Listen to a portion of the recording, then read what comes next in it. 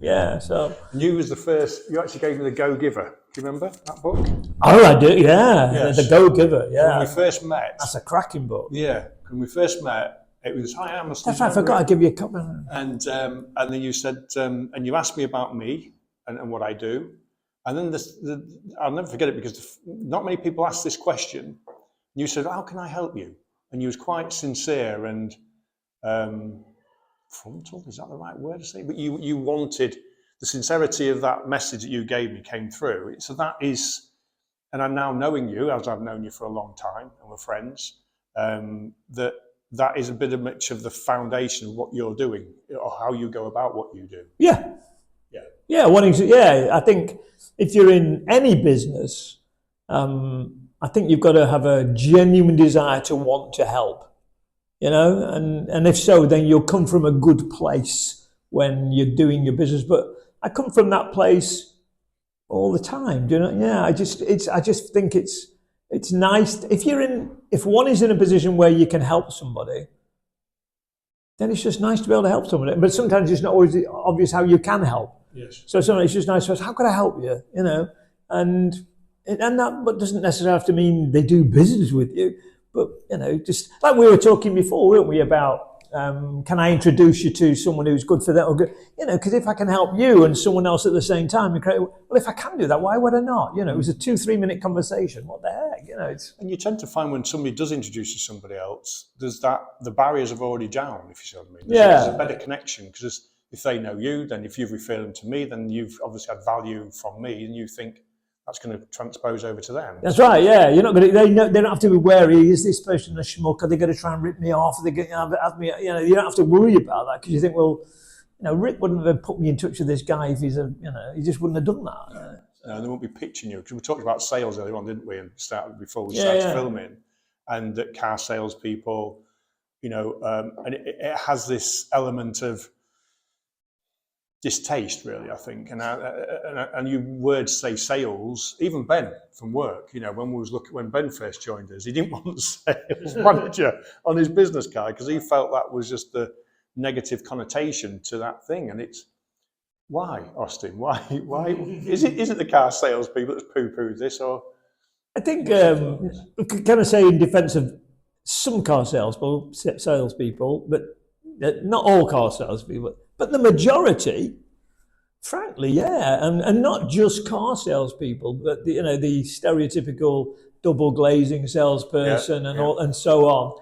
They have, because most of us get exposed in the nicest possible way to car salespeople at some point, or double glaze, or that kind of traditional stereotypical salesperson. Because most of us get exposed, we think, understandably, that's what a salesperson does. Right, okay, yeah. And the vast majority of us get exposed to that at some point, and rarely is it a good experience, is it? I mean, it's just not, is it? You just want to go the other way, don't you? That's right. You're not interested. And as a result, and there's other factors as well, and which are related to all kinds of people selling all kinds of products and services. But as a result of our exposure as consumers to those salespeople, it gets that bad rep, and deservedly so.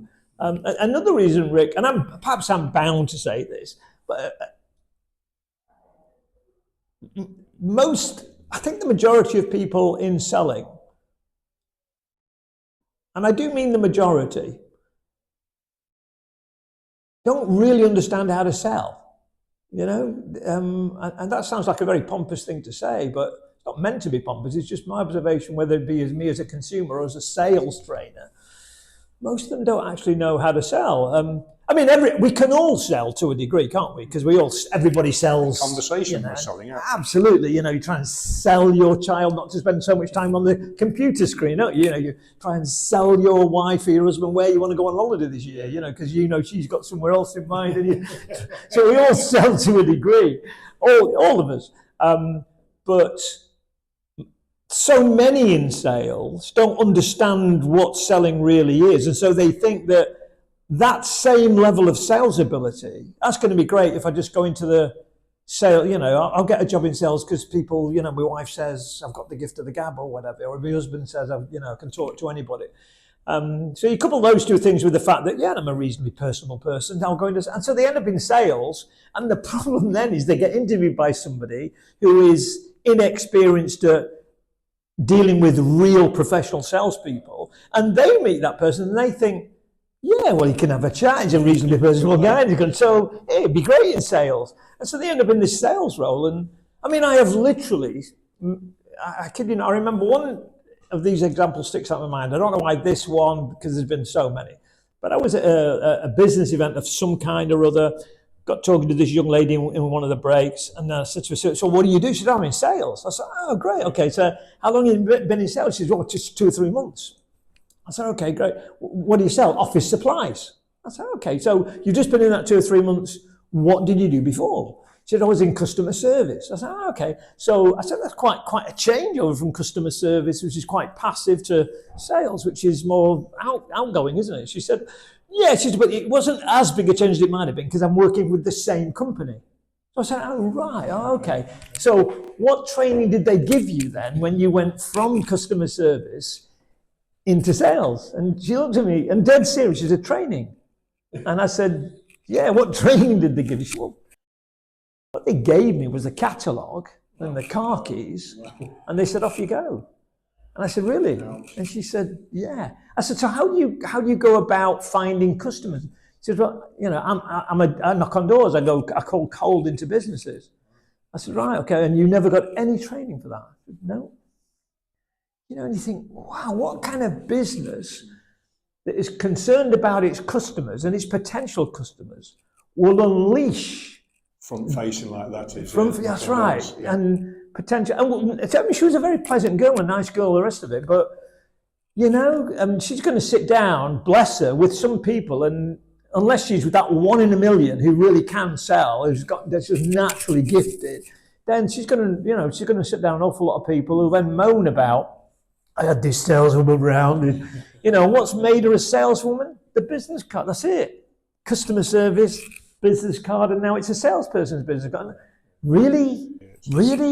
And that's why selling gets a bad name, because companies won't invest in training their people properly, and as a result do a service to not only their customers but their potential customers. Instead, they're happier just throwing people to the walls. I want to say throwing people to the walls, I don't just mean their salespeople, I mean their customers and their potential customers. And that's where I think that's where it all comes from, that bad perception we get. And sadly, I think it's deservedly so. Mm-hmm. It's a shame. It is a real shame, because it's quite a skill, it's quite an art in somebody going about having a conversation with somebody and reaching a mutual, I suppose, perception. I suppose is that because we've had 4 people trained. You've trained 4 of our staff already. And when they come back, what we then do is then they train the remaining staff, and we've just recently had Paul and Nick that came through your same model. Oh yeah, God. Yeah. No, they were sorry about that. I did warn you before. Yeah, you did. But Nick was bad. Sorry, Nick. Sorry. Yeah.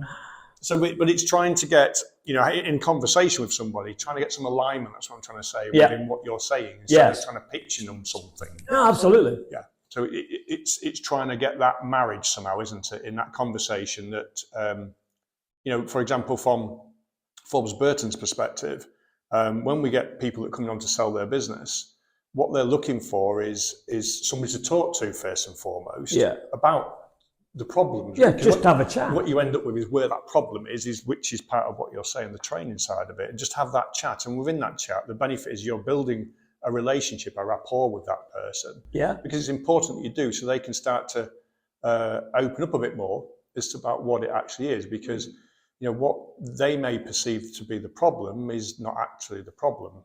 When you start talking to them in more depth, you start to realise actually they're thinking here, but it's actually in this direction where that main problem is. Yes. And that's the part I like about what you do, and definitely done with the staff at Forbes Burton. Right. Yeah, it's very much, it is. I mean, my strap line is selling as a skill, it's But it is to do selling honestly, ethically, professionally. It's a real skill, and it is very much about, at least I believe it's very much about, oops. That poor microphone. Is it still all right now? Still all right. It is a key part of that is building that relationship.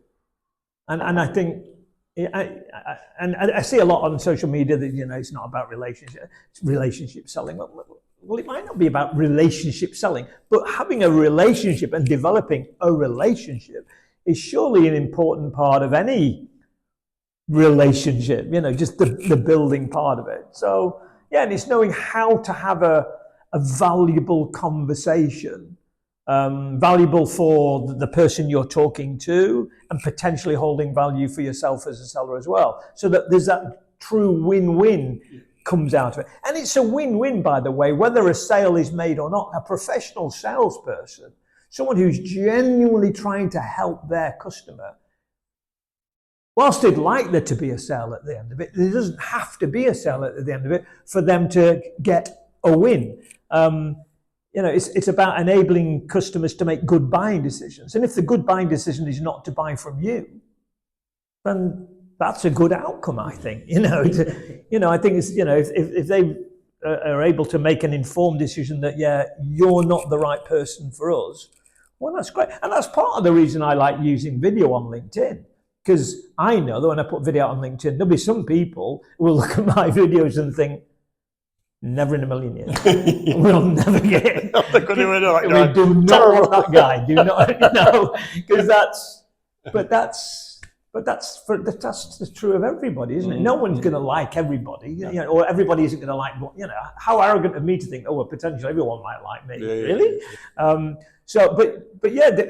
part of that relationship that I might have with the potential customer can start as early as the video, where they think, oh yeah, he seems all right. This guy, I've seen a bit of his stuff. He seems to have at least one or two good ideas. Let's have a chat with him. And they'll get a good sense of me, as you know, off the video, because what you see is what you get. If they don't like the guy in the video, they ain't gonna like me when I walk in the door, because it's the same guy. The relationship's part of it, and knowing how to construct that conversation. So it is a conversation, not a sales pitch. And it's not about your products and your service and all that. It's just about trying to have a useful conversation in the early stages. A lot of people still do that, don't they? Still their products or services. I mean, I get connected to a lot of people, a lot of virtual team meets, and the first thing they're doing is pitching.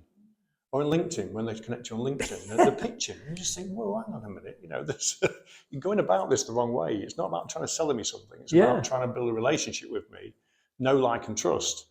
Because in any business, whichever way you look at this, you can have cash flow, you can have systems, you have processes. If you don't make any sales, you don't have a business. You've got to make a sale, and that's the forefront of any business. And coming back to what you're saying on about people not training up those people to be able to do that. I just don't get it. No. I just don't get it. I've made a video for LinkedIn. Well, not for LinkedIn, but I put it on LinkedIn once or twice. I'm sure there must be one or two that exist, but I've not come across a company that went out of business because it had too many sales. That don't exist. But I've not come across a lot of companies who went out of business because they didn't have enough. So there's a kind of a clue there, isn't there? As to how important sales is. If you don't have enough of it, you go out of business.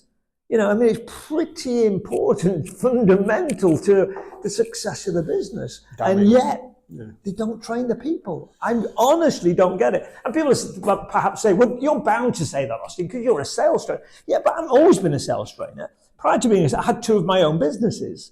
And in my own businesses, with the salespeople, we had training sessions every day. Every day there would be a half hour at the start of the day. If there was maybe 3 teams within an office, and each team would have a team leader, as it were, and that team leader would be responsible for finding out what happened, what his team members did the other day, feeding feedback and asking the others, okay, so what would you have done in those same circumstances? Do you know what I mean? And then they'd say what they think, and as a result, the team leader could learn what they did or didn't know, and then could say, okay, well, you would have done that, Fred did that. How about this as an idea? Do you know what I mean?